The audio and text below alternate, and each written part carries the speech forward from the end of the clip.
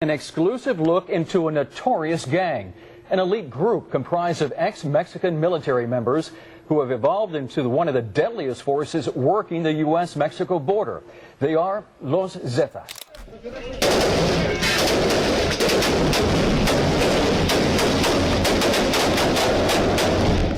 For the sake of retaining his power as a drug cartel leader, he threatened to kill 2 U.S. agents, killed his very own friend, and ran a violent criminal gang for years. This is the case of notorious Mexican drug cartel Lord Osiel Cárdenas Guillén, who was brought to justice both in Mexico and the US. What went wrong, and how did authorities take hold of him? Let's find out in this video. Born on May 18, 1967, Cárdenas Guillén worked as a mechanic long before he got into the world of drug trafficking and money laundering. He started out working at lower ranks in drug syndicates before eventually getting a big name in the drug trafficking industry, especially as the leader of the Gulf Cartel. Gulf Cartel, the infamous Mexican drug empire, was formerly run by Juan Garcia Abrego, but after his arrest in 1996, it longed for a leader. At the time, it was making billions of dollars from drug trafficking by partnering with Colombian drug traffickers. They had to hide this money by sending it across the border using suitcases, private jets, and underground tunnels. They were soon able to form a big drug delivery network throughout the United States, from Houston to Atlanta, New York, and Los Angeles. This is the moment Marines raided a property in Mexico, leading to the arrest of the most wanted drug lord in the world. By the 1990s, the Gulf Cartel became giant enough to stand next to the other successful Colombian drug syndicates, delivering major drugs between Mexico and the US. They even bribed politicians, government officials, police, and the Attorney General's office to run their business smoothly. After Abrego's arrest, many came and took charge of the Gulf Cartel, but none lasted long. Some were assassinated, and others were arrested until Cárdenas Guillén took the lead in 1997 after murdering the co-leader of the Gulf Cartel and his close friend Salvador Gomez Herrera. He took the Gulf Cartel to the next level. This was when he became known as Friend Killer. Guillén wanted to guard his thriving Gulf Cartel and himself from rival gangs and the Mexican military. For this reason, he formed a criminal wing by contacting Arturo Guzmán de Sena, an army lieutenant who reportedly received training from the Israeli military. He asked him to find the best men for his criminal wing. Guzmán, in turn, left the Mexican army and hired at least 40 soldiers of Mexican Special Forces and some soldiers from his paratrooper brigade, who also left the army to work as security enforcers for the Gulf Cartel. They were offered salaries 3 times more than the Mexican army paid them. Among the prominent soldiers were Jaime González Durán, Jesus Enrique Rejón Aguilar, and Heriberto Lacano. This criminal wing was known as Los Zetas. The main reason for hiring soldiers from the military was their extraordinary knowledge of weapons and explosives. These soldiers were professional sharpshooters and knew how to operate weapons that most drug traffickers didn't know of.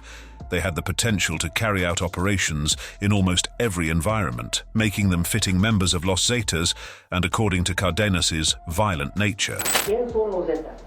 Zetas es un grupo armado que levanta a cualquier tipo de gente, la mata, la secuestra, les roba sus casas y las desaparece. Hay diferente tipo de forma de desaparecerlas. Their power allowed them to get their hands on mighty weapons, like 50 caliber machine guns to use in drug wars. They took part in several violent attacks within the country, while also arranging kidnappings, imposing taxes, collecting debts, running a protection racket and extortion business, looking after the cocaine supply, and slaying rivals, migrants, and other innocent people. Finally, it became the deadliest and bloodiest criminal gang in Mexico's drug war. Making their way into the building after firing several shots and detonating grenades.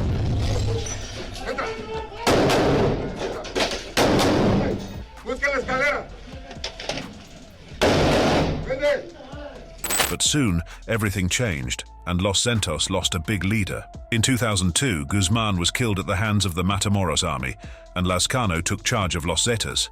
Years after, in 2010, Los Zetas began functioning on its own and cut ties with Gulf Cartel. After firing several shots and detonating grenades. In 1999, DEA agent Dubois and FBI agent Fuentes were assigned to gather information on the leaders of the Gulf Cartel in Mexico.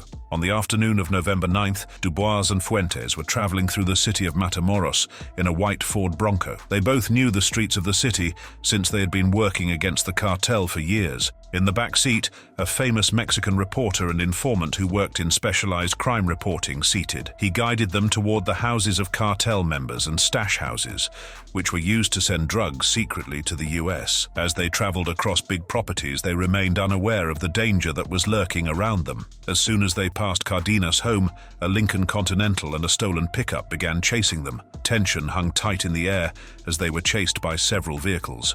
After a brief chase, their Bronco was stopped by a convoy, along with a great deal of gunmen holding rifles. Cárdenas hopped out of his white Jeep and appeared in front of the agents. Unsurprisingly, he was carrying a pistol with a gold grip in his waistband and an AK-47 in his hands. He asked the agents to come out of the Bronco and hand over the informant. Fuentes, with unshakable bravery, showed his FBI badge. Cárdenas smiled. He was clearly annoyed by Fuentes' fearlessness. He told them if they didn't surrender, he would shoot them dead. He even pointed his AK-47 at Fuentes' head. But the agents didn't move out of the car, thinking they were dead anyway. Cárdenas gave them one more chance and asked them to remove the informant from their car, but they turned his request down. As a result, his gunmen aimed their guns at them, ready to shoot. Shockingly, Cárdenas stopped his gunmen and asked the agents to leave, saying, "You gringos, this is my town, so get out of here before I kill all of you," and said, "Don't ever come back."